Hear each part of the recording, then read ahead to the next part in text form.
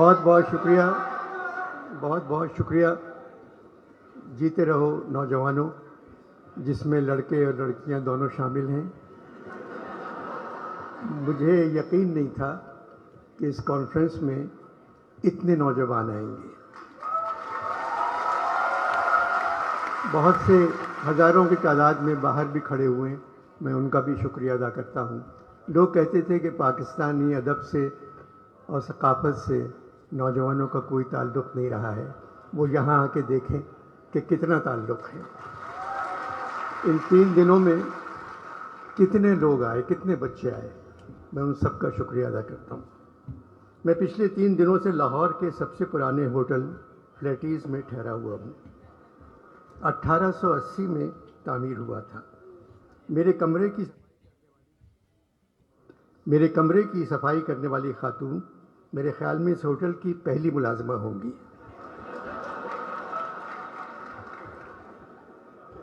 आज सुबह मैंने उनसे कहा, आप जहमत न करें, आप कहाँ रहती हैं, मैं आकर आपके कमरे को साफ करूँगा।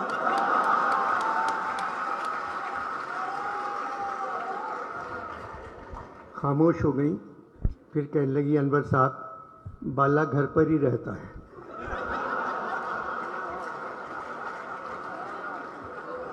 शायद मेरा खुलूस वो नहीं समझी।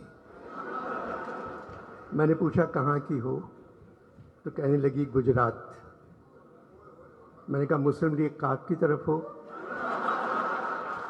बोली मुस्लिम लीगों ने कायदे की ऐसी तैसी कर दी है, सिर्फ काफ गाफ बच गए हैं। मुझे नहीं मालूम मैं किसकी तरफ हूँ। पढ़ी लिखी हो? मियाँ जी पढ़ी लिखी होती तो बेरोजगार होती।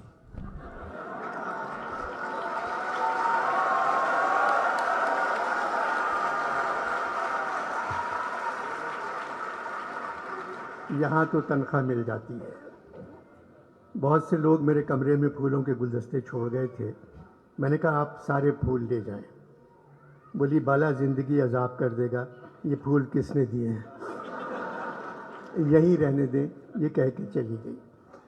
लाहौर में फूलों के मौसम की आमद है, मगर यूँ लगता है लाहौर के दिल वाले इस दफ़ा फूलों से कहीं ज़्यादा इलेक्शन के खिलने का इंतज़ार कर रहे हैं।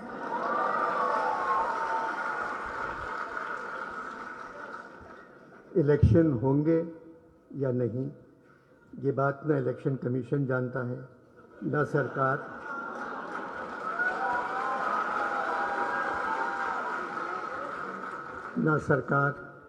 ना अदालत, ना खुदा जानता है। सिर्फ फौज जानती है, मगर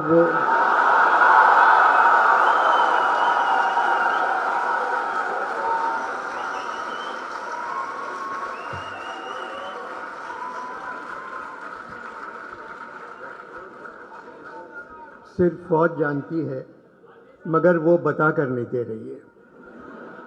हालात की वजह से इलेक्शन के साथ भी कमीशन लगा दिया गया है,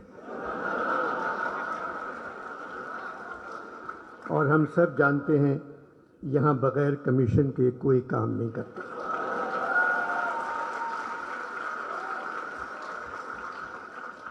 Pakistan literature festival, Karachi art council के सदर मोहम्मद अहमद शाह रंगीले नहीं हैं, बहुत अच्छे इंसान हैं, मज़दूरों से ज़्यादा काम करते हैं, हर सूबे के अदब को ज़िंदा रखना चाहते हैं, जो काम करना चाहते हैं कर गुज़रते हैं। शाह साहब के हाथ से माइक्रोफोन छीनना उतना ही मुश्किल है जैसे छोटे बच्चे के हाथ से झुनझुना।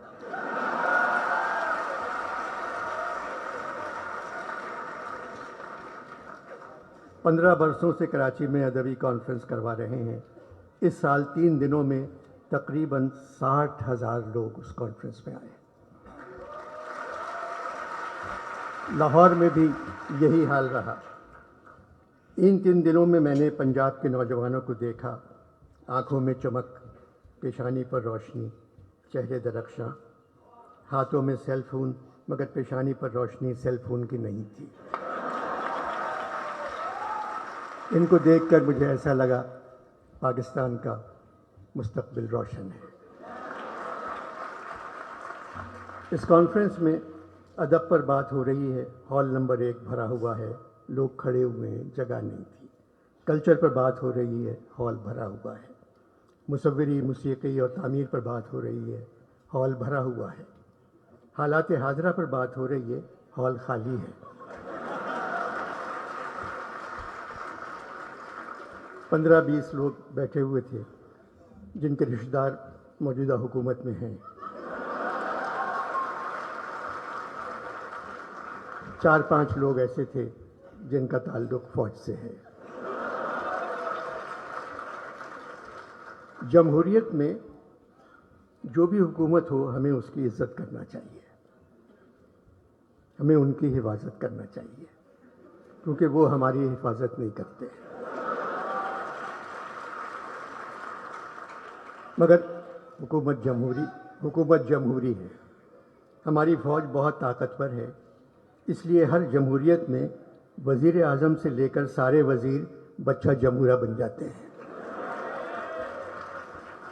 डुगडुगी हिलाकर कोई उनसे कहता है, ओए बच्चा जमहूरा खड़े हो जा, वो खड़े हो जाते हैं।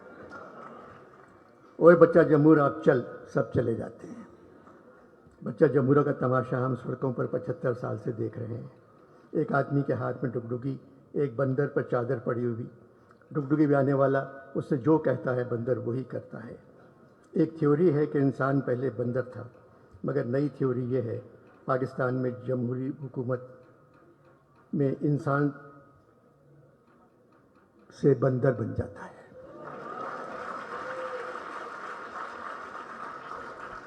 कसूर सिविलियन का है, वो कुछ अच्छा काम करके ही नहीं देते। हर हुकूमत ने जितना अपना ख्याल रखा, उसका आधा ख्याल भी अवाम का रखती तो मुल्क में माशाअल्लाह कभी नहीं आता।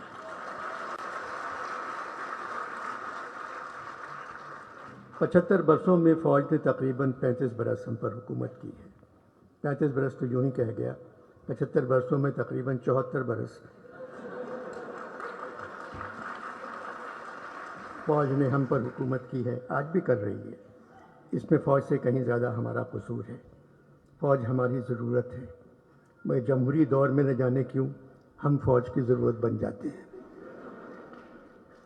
जो सिपाही हुक्म के तहत कत्ल करता है या जो सरकारी मुलाजिम कवानीन की तकमील करवाने में किसी को अजियत पहुंचाता है, वो ख़ुद को ज़िम्मेदारी से आज़ाद समझता है कि हुक्म के नौकर है।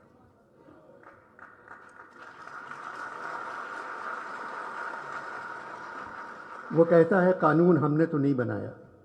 वो ये भूल जाता है कि हर अमल एक अमल करने वाले की तरफ लौटता है और उनका अमल भी उन्हीं की तरफ लौटेगा। 75 बरसों से जो यहाँ गरीब हैं वो आज भी गरीब हैं। दादा गरीब, बाप गरीब, बेटा गरीब, पोता गरीब। न पैसा, न तालीम, न घर, न कोई मुस्तकबिल। इनका कोई हक नहीं। सिर्फ एक हक है, अगर गलती से कहीं इलेक्शन हो जाए तो इन पे वोट डालना फ़र्ज़ है। 75 बरसों से यहाँ जो तख्त पर बैठे हुए हैं, दादा तख्त पर, बाप तख्त पर, बेटा तख्त पर, बेटी तख्त पर, फिर पोता तख्त पर, ऐसा नहीं होना चाहिए। बेहतरीन लोग यकीन से महरूम हैं, जबकि बदतरीन लोग पुरजोश वारफ्तगी से भरपूर हैं। अहमद शाह साहब ने मुझे यहाँ संजीदा गुफ्तगू करने के लिए नहीं बुलाया था, मगर दिल ना हंसने को चाह रहा है ना हंसाने को।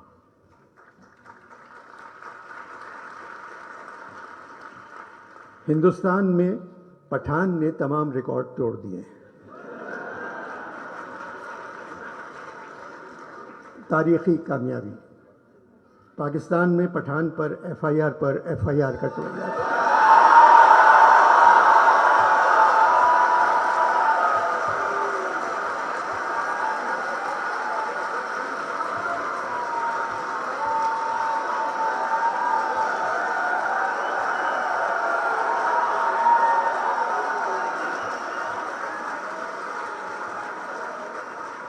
पाकिस्तान में पठान पर एफआईआर कटवाई जा रही है और मौजूदा हालात में